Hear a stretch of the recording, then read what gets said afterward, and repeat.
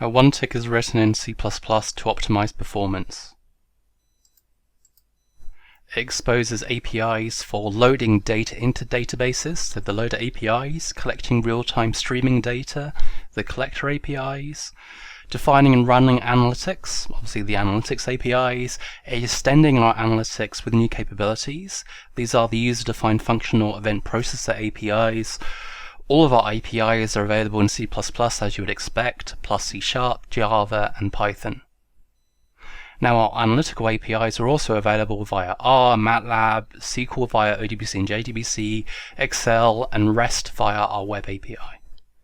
Now if we're connecting via a web API, we can also query via SQL and Python as well.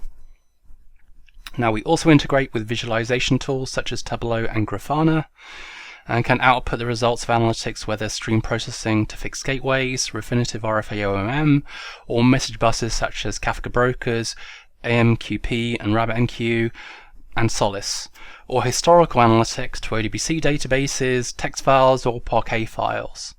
Currently the most popular APIs are REST, especially to retrieve cloud-hosted market data, and Python, where we make it easy to both execute predefined analytics and retrieve results, and write new analytics for execution inside the OneTick environment.